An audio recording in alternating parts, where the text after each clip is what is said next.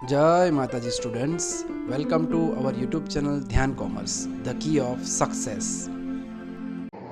जय माता जी dear students, welcome to online lecture of Dhyan Commerce. Friends, आपका स्वागत है स्टैंडर्ड 11 के अंदर। बच्चों, एलिमेंट्स ऑफ अकाउंट सब्जेक्ट के अंदर आज हम लेने जा रहे हैं section B, short question of accountancy part 1। तो इसके अंदर बच्चों में 1 से 11 टॉपिक के पार्ट 1 अकाउंट के most important short question and answers आपको प्रैक्टिस करवाने जा रहा हूं, जो आपको एनुअल एग्जाम में काम लगेंगे। तो नेक्स्ट वीडियो स्लाइड में बच्चों हम लेने जा रहे हैं short question and answer of accountancy part 1 topics. Now we are taking first short question. What is dual effect? Dual effect किसे कहा जाता है बच्चों? Dual effect means first effect is debit and second effect is credit. In short, every business transaction is recorded with at least two effect of aspects.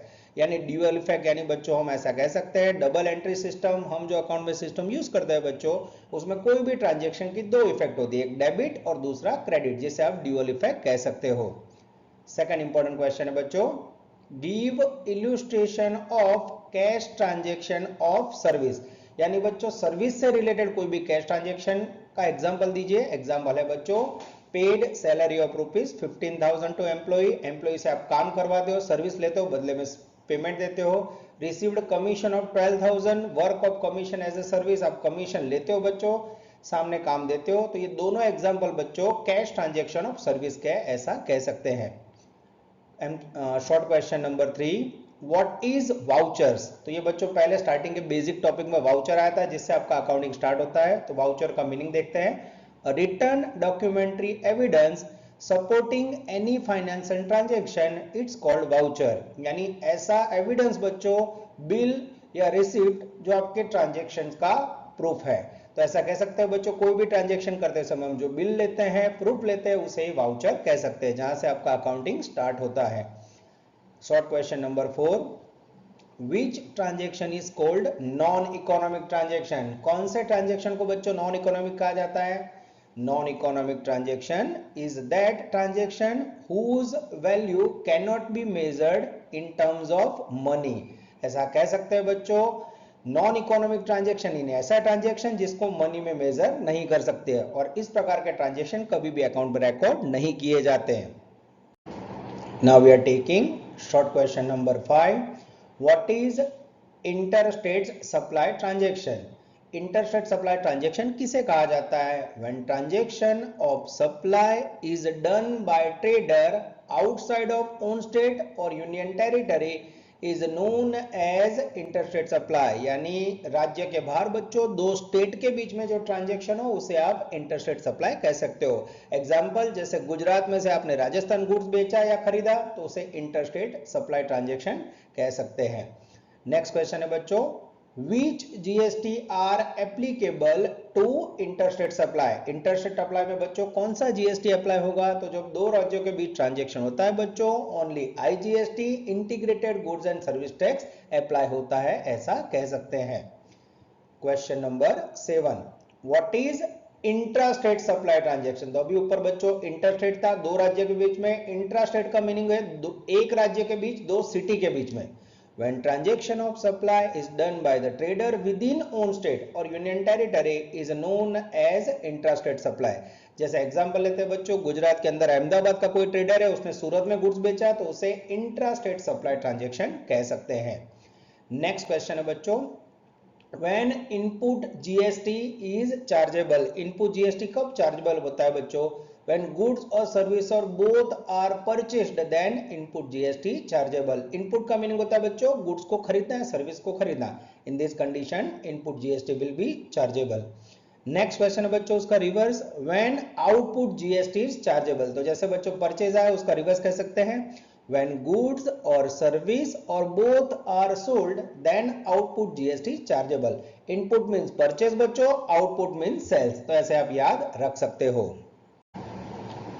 Now we are taking question number 10, describe types of discounts। तो बच्चों ये question आपने बहुत बार आगे study किया हुआ है। There are two types of discount। Discount के बच्चों मेनली दो प्रकार है, trade discount and cash discount. Trade discount हमें पता है बच्चों उसको हम अकाउंट्स के अंदर रिकॉर्ड नहीं करते, और कैश डिस्काउंट बच्चों कन्फर्मली उसे अकाउंट में रिकॉर्ड किया जाता है। नेक्स्ट क्वेश्चन है बच्चों, when combined journal entries are return, जब कब बच्चों एंट्रीज के अंदर जर्नल बुक के अंदर कंबाइंड एंट्री लिखी जाती है।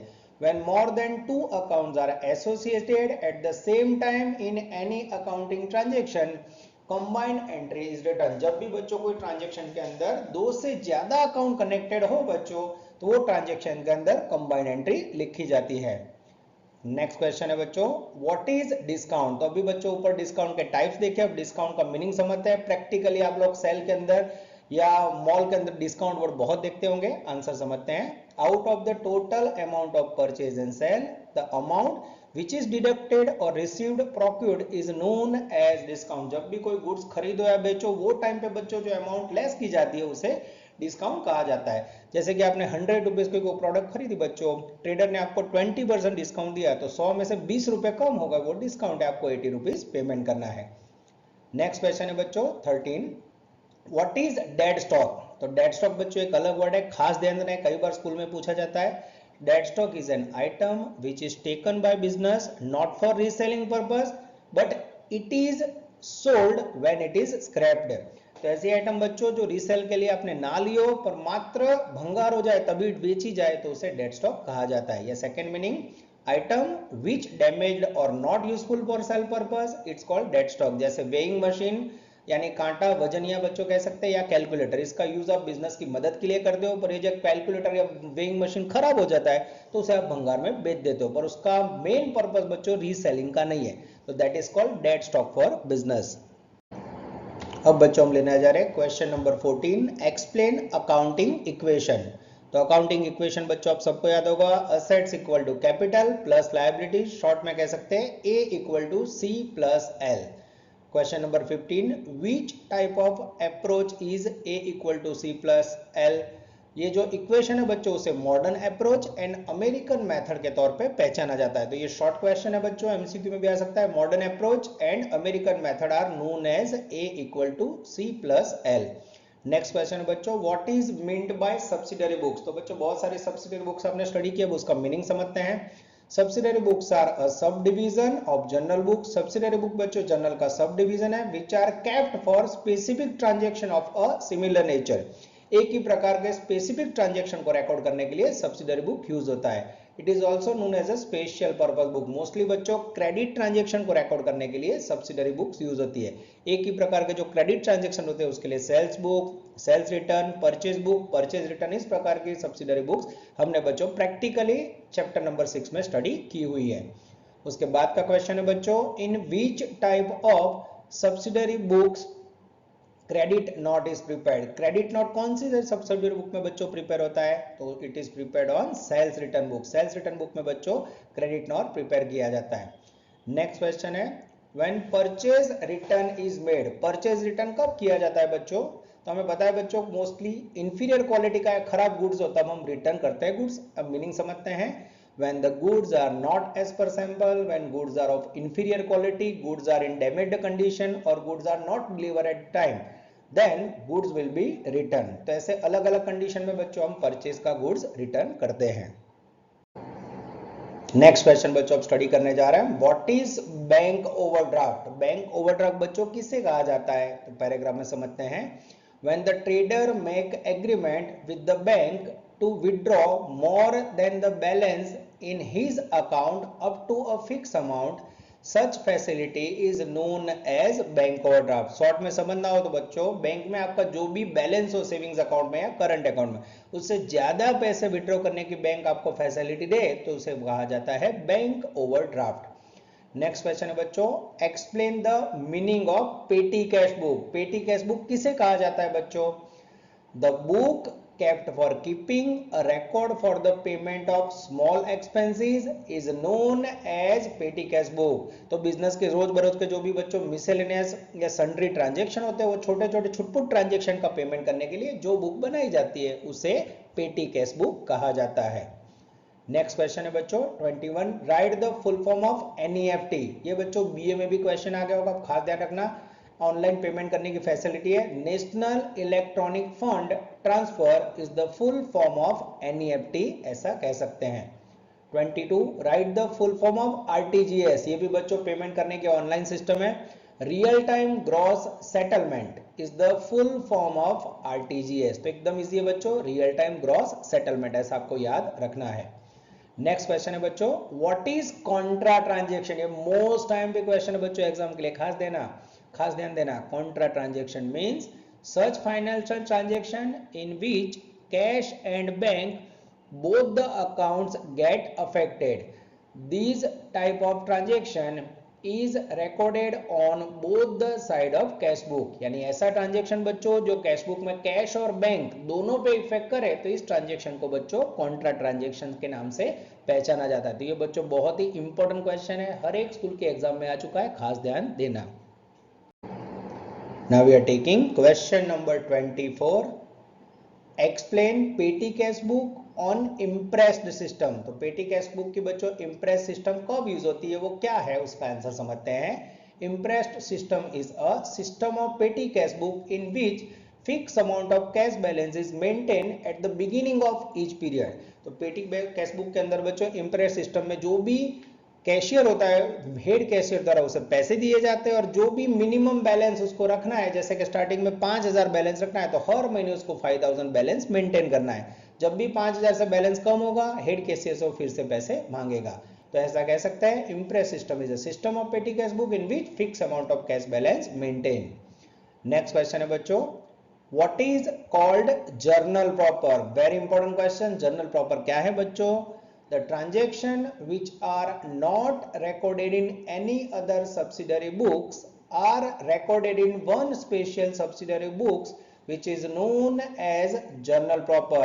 तो जो ट्रांजेक्शन बच्चों कोई भी सब्सिडियरी बुक्स में रिकॉर्ड ना हो, वो सारे ट्रांजेक्शन एक ही सब्सिडियरी बुक में रिकॉर्ड होते हैं, जिसे जर्नल प्रॉपर कहा जाता है। मोस्टली असेट से रिलेटेड ट्रांजेक्शन हो बच्चों, क्रेडिट के या रेक्टिफिकेशन के ट्रांजेक्शन हो, वो जर्नल प्रॉपर में रिकॉर्ड किए जाते हैं।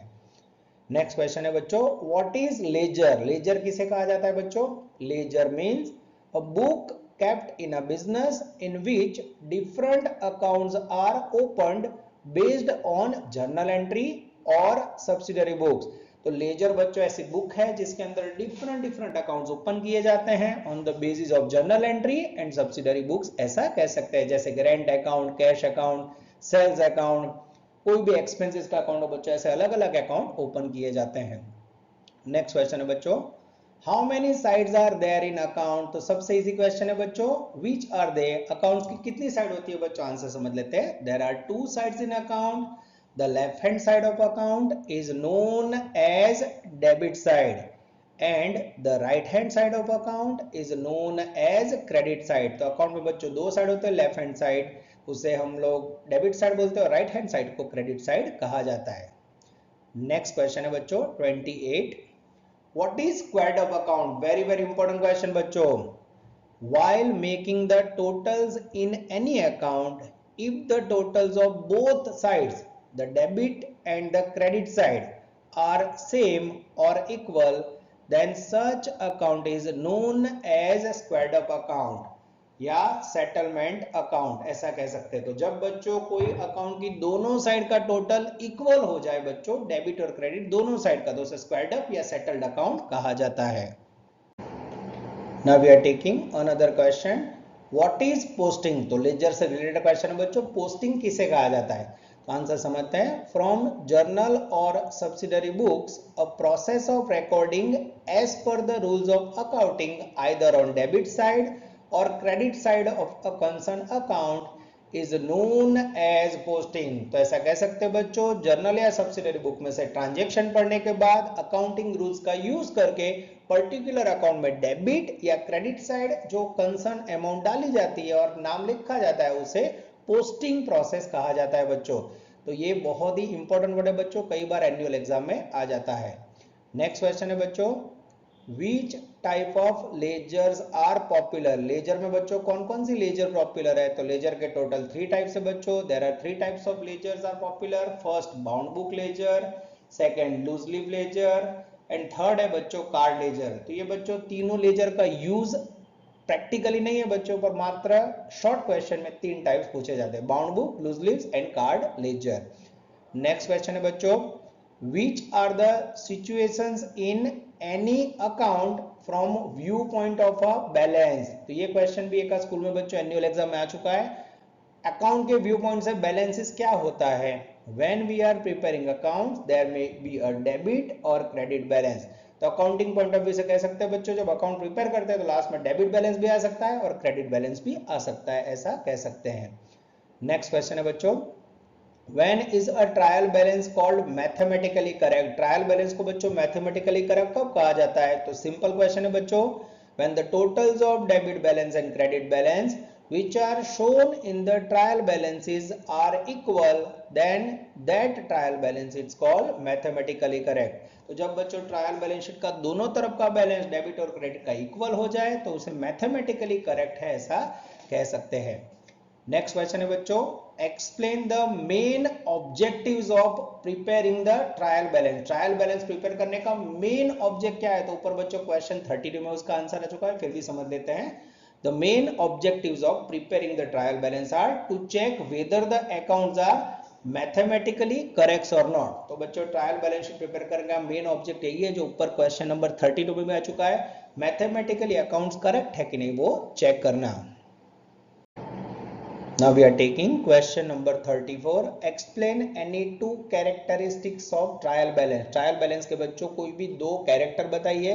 ये क्वेश्चन बच्चों रेयरली का स्कूल में है पर इंपॉर्टेंट है इसलिए मैं एक्सप्लेन कर रहा हूँ। कैरेक्टरिस्टिक्स में पहला character, the trial balance is a statement not an account. Trial balance एक स्टेटमेंट है बच्चों, अकाउंट नहीं ऐसा कह सकते। Second, the trial balance is prepared on the definite date at the end of definite accounting period. तो trial balance बच्चों particular period के साथ बनाया जाता है, मोस्टली 1 ईयर के लिए या साल के अंत में, खास ध्यान रखना है। Question number 35, what is the other name of bank reconciliation? Very important and short question बच्चों, बीआरएस का अदर नेम क्या है? तो other name of bank reconciliation statement it's called bank reconciliation. खाली बच्चों स्टेटमेंट वर्ड निकाल दो, आपको बैंक रिकंसिलिएशन याद रखना है। एंड मोस्ट प्रोबेबली बच्चों लास्ट क्वेश्चन लेने जा रहे हैं, what is bank reconciliation statement? अगर बच्चों उसका मीनिंग पूछा जाए तो मीनिंग कैसे एक्सप्लेन करोगे, समझ लेते हैं। Bank reconciliation statement means a statement showing the causes of difference in the balance of bank as per cash book and balance as per passbook for a particular time or on a particular date. तो BRS prepare करने का main purpose है बच्चों, ये trader द्वारा prepare किया जाता है। उसमें बैंक के अंदर पासबुक और ट्रेडर की बुक में, कैश बुक में जो बैंक बैलेंस, बैंक की कॉलम है बच्चों, उसमें जो डिफरेंस अराइज होता है वो डिफरेंसेस को या कोजेस को ढूंढने के लिए बीआरएस प्रिपेयर किया जाता है। तो कैश बुक और पासबुक के डिफरेंस को फाइंड करने के लिए बच्चों मोस्टली ट्रेडर द्वारा बीआरएस प्रिपेयर किया जाता है। तो ये हो गए बच्चों 36 important short question of accountancy part 1। I hope बच्चों आपको मदद करेगा, मोस्ट इंपॉर्टेंट है, खास आप लोग एग्जाम से पहले इसको रिवाइज कर लेना। यहां तक रखते हैं बच्चों, take care, all the best, जय माता जी।